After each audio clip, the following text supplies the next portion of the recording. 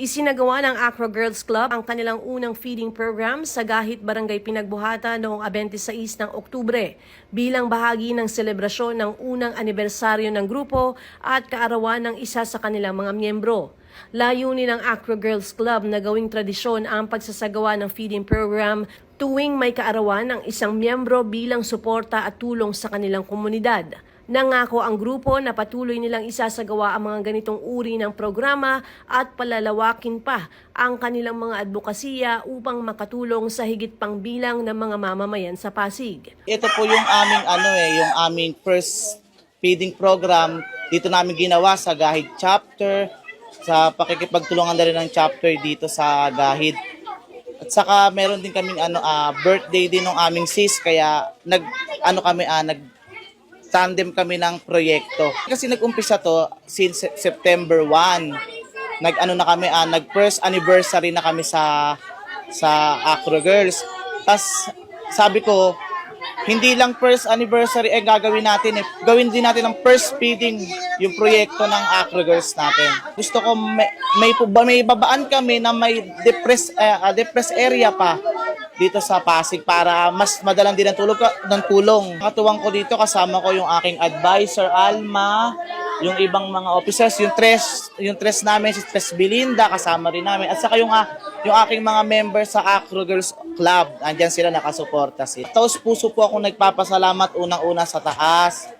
Pangalawa po sa ating City Government of Pasig, kay Mayor Bico, kay Vice Mayor Dudut, kay Congressman Roman Romulo sa pinadala nilang ganitong unting pagsasalu-saluhan ng Tagagahit chapter, at syempre sa ating City Council ng Pasig na hindi ako nagdalawang salita sa kanila, talaga isang pasa ko lang ng papel talagang ibinibigay nila.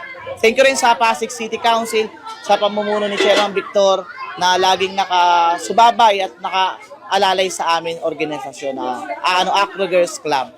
May upcoming event kami na tutulong kami sa Pasig Council sa November 1 para sa patubig. First project ng Acro Girls Club. Ngayon pong October 26 is nagkataong birthday ng aming isang officer, si Sis Belinda. So, ang napagkasundoan po kasi lahat po ng members ng Acro Girls Club is kung kailan may birthday, doon po kami magkakaroon ng project like kamukha ngayon, feeding program, nabigay din ng food pack sa mga oldies at saka tumbler. Kasi po ang food packs na po namin is nasa 300. So na-dispose naman po yung lahat. Then may isa tayong kalderong lugaw. Kaya po napagkasundaan dito ang venue kasi dito po resident yung isang officer namin, Gahit chapter. Ang Acro Girls naman po kasi is District 1 and District 2. May mga sponsor po kami like mga city councils, meron din pong sponsor si Mayor Bico, si Congressman Romulo, at saka sa mga ibang mga personalidad. Nagpapasalamat ako sa lahat ng officer, nakatuwang ko, nandiyan po si Pres JM, sa aking officer na nandyan. Sa unang-una po, sa suporta ng aming chairman Victor Eugenio at sa suporta rin po ng chairwoman ng sorority ng Pasig City Council at saka lahat po ng mga members na nandito na kahit rain or shine, tuloy ang Acro Girls first feeding project. Nakita naman po nyo siguro kanina na halos binagyo na kami, pero andito pa rin kami. Kahit tinan po nyo, basahin buhok ko. Nagpapasalamat po kami sa aming presidente, si JM Eugenio, dahil siya po ang nagbuo ng Acro Girls. Then kay Advisor Alma po na lagi pong nandyan para sumuporta at tumulong sa amin.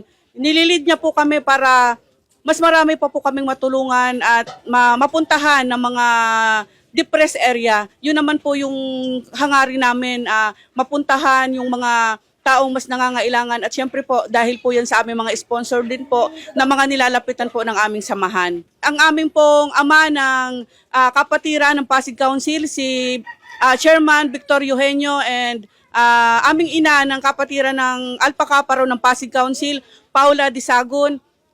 Sila din po ay isa sa mga tumutulong din po sa amin. Rain or shine po, nandito kami sa Gahit, Acacia, para po mamigay. Ito po, marami pong nabigyan. Halos po 400 packs po ang aming naipamigay ngayong umaga pong ito. kami po ay lubos na nagpapasalamat sa inyong kagandahang loob na ibinibigay. Always pong willing, open po ang kanilang mga opisina para po sa amin.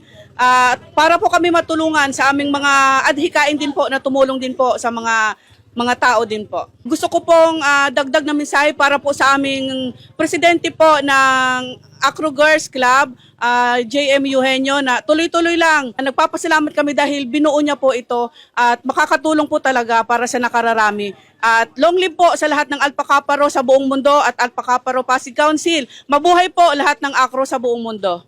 Ayon sa ilang mga nakatanggap, malaking tulong ang ganitong aktibidad lalo na sa pang-araw-araw na gastusin ng mga benepisyaryo. Nakatanggap po ako ngayon ng lugaw, libreng lugaw po.